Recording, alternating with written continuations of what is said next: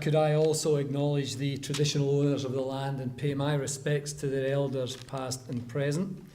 When I saw the heading for this session, which was Strategic Priorities for the Left, I remember one of the last discussions I ever had about strategy. And you wouldn't believe it, it's probably over 15 years ago, about what does strategy mean. What does strategy mean? And I don't think the left actually analyse what strategy is about enough. And I thought I'd raise that issue here as a fundamental issue for any programme that talks about strategic approaches. My last big debate about strategy was with Laurie Carmichael in the AMWU education campaign. Out there talking to our delegates about what strategy means and the difference between strategy and tactics. And, you know, there is, in my view, strategy, but your strategy is not long-term. Your strategy is what you're about. And your tactics are about what you do to meet your goal and your strategic outcomes. So these are issues that I think the left should have more discussion about. You could even have a session in the future about how we can work more strategically instead of using it as an adjective in the overall programme that we have here.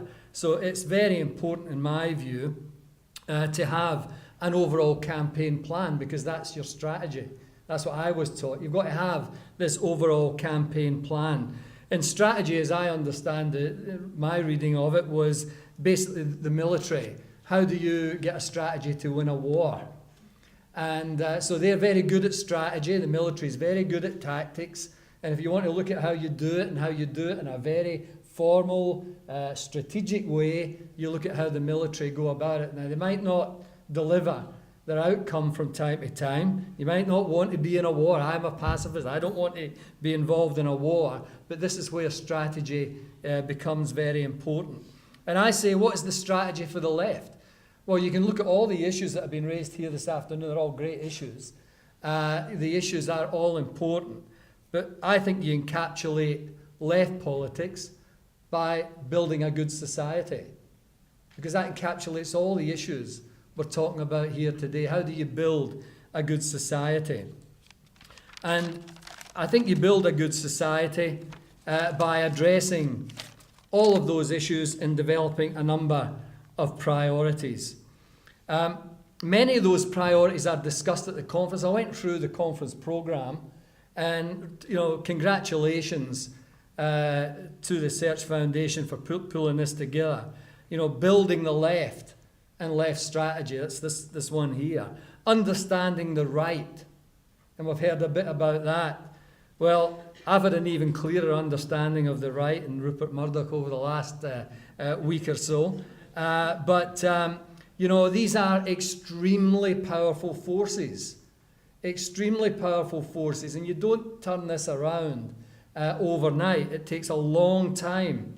The mining industry, extremely powerful, extremely wealthy organisations out there pushing against progressive policies. The finance sector doing the same thing. And we've got that combination in Australia of the Murdoch empire, the mining empire, and the finance empire, all aiming at the left, all trying to disempower the left, take our voice away.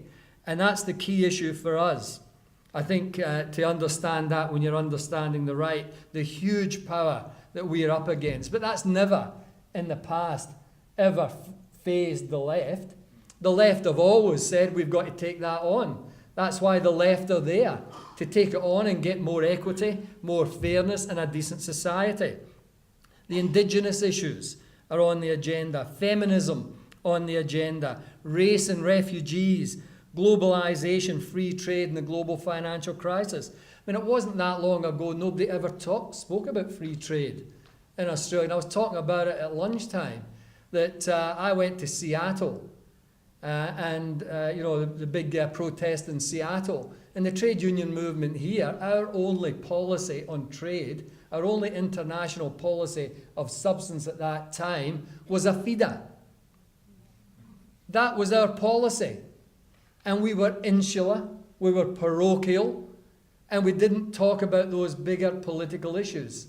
And that's not to say that the leadership of the trade union movement at that time were wrong or were bad. That was not one of the priorities, and the priority has grown to understand what globalization is about, to understand what the finance sector is about, to understand what free trade is about, and why we end up with a global financial crisis that the conservative forces in this country say did not happen. There's actually been speeches in Parliament when I've been there talking about the North American financial crisis, as if nothing happened in Australia.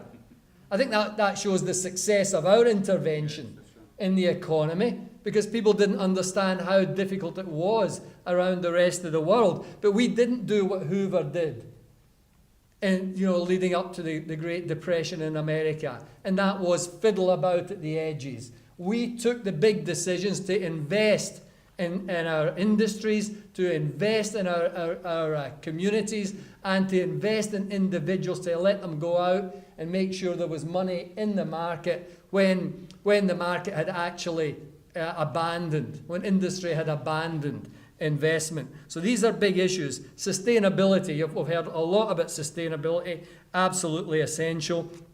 Collectivism in the trade union movement. I got to say, I think there's one big issue left that we need to get agreement on, that I would be arguing is very important in terms of industrial law, and that is the right to arbitration when a company or an organisation like a public sector just refuses to bargain in good faith. I've always been a supporter of arbitration. Our forefathers understood the need for arbitration. And just because we're all about flexibility and increased productivity, it doesn't make arbitration any less important for those that are put in a position by a strong employer not to be able to get an enterprise agreement. And I take the view we need to deal with that as a government.